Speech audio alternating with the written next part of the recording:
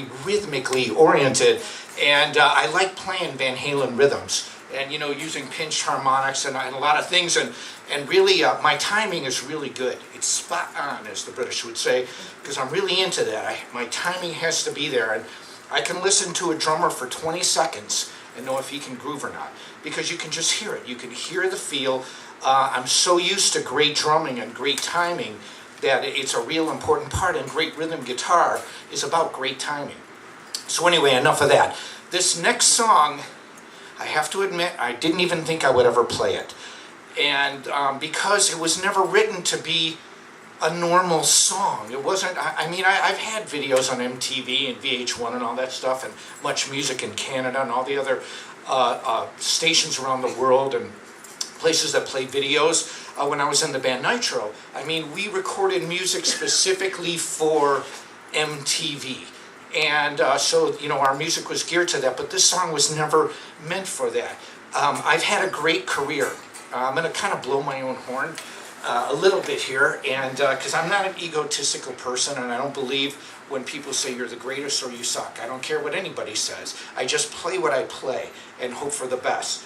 But Guitar World magazine had a Reader's Choice poll, and over 440,000 votes were cast. And people have labeled me the fastest guitar player. I never labeled myself that at all. That's never been a goal. But I got this. I won first place in the fastest guitars of all time. And I thought, well, that's cool, but who cares? I only want to be as fast as I want to be. The only kind of speed I wanted is to play the riff I wanted to play at the tempo I wanted to play it. That's all I was ever interested in. But I was glad because readers, it was like a popularity poll. I beat out Sinister Gates of Avenged Sevenfold, and my fans were very happy about that. But the other thing was, this one was really cool. I invented the double guitar, just like I invented a bunch of things. I mean, I'm a creative guy. I have patents, I have trademarks, I try to think outside the box, and one of the reasons is because I know what's in the box. I've got a degree in music. So I knew what was there already, and I just kind of tried to be like my heroes and be different. But when I invented the double guitar, to me, the double guitar was Jimi Hendrix smashing a guitar. It's the same, the double guitar to me is the same thing as Lady Gaga wearing raw meat, although she looked pretty good in that, I have to admit. But the idea was this, that it doesn't really mean anything to the musical part of it. Do I use the double guitar to record in the studio? No, I don't have to. I can, but I don't have to because I can use 800 tracks on Pro Tools and overdub anything I want! And so what do I need two guitars for? It's one of the reasons that as much as I love Stanley Jordan and the Chapman stick, it's why that kind of style of guitar never really caught on like a piano. Because for some reason it's awesome when you see it live and you listen to it and you're like, well, it's awesome, but... And so what I did was this. My vehicle to get known, to have something different from anybody else, was my own invention. So after I did it, Steve Vai did a great version of it, the hard guitar. Gave me credit for being the first. Then it took Jack Black in The Pick of Destiny to not only do a version of my double guitar, but on camera say that he got it from me. So what happens is, my agent starts talking to a place in Cleveland called the Rock and Roll Hall of Fame. They are inducting one of my double guitars into the Rock and Roll Hall of Fame Museum. We've already sent it to them. It'll be out on display, permanent display in early 2012. We'll know the exact date soon. But anyway, I was really honored with that. Now, getting back to this next song. In order to shred this next song properly, I must remove the jacket.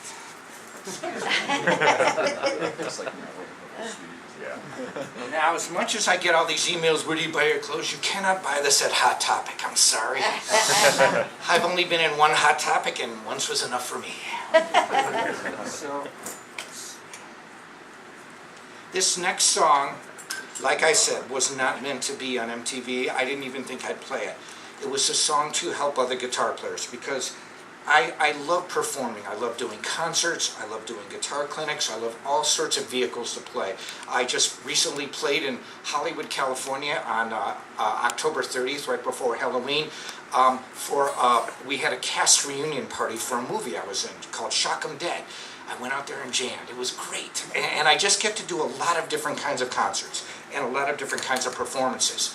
But the thing that gave me the biggest thrill out of all the things I've done is to help other guitar players. Because I wanted the technique of rock and roll guitar playing to be as good as classical and jazz. I loved rock music growing up, but I didn't like rock lead guitar growing up. I loved Jimmy Page and I love Eric Clapton and Hendrix, but I didn't technically like them. I'm sorry, I didn't. I thought technically Joe Pass could smoke them.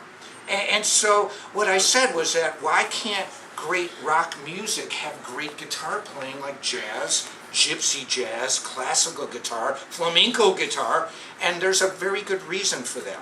And this is because I'm a student of history. The electric guitar is a very young instrument. When you look at the guitar, the classical guitar, you can find books from the 1800s discussing the same things people discuss today. Human hands haven't changed much in the last 150 years. Yeah, we've gotten a little bigger, some people have gotten a little smaller.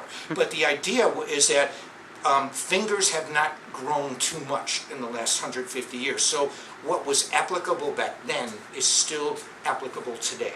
And so, but the electric guitar is the first really new instrument in hundreds of years that was popular.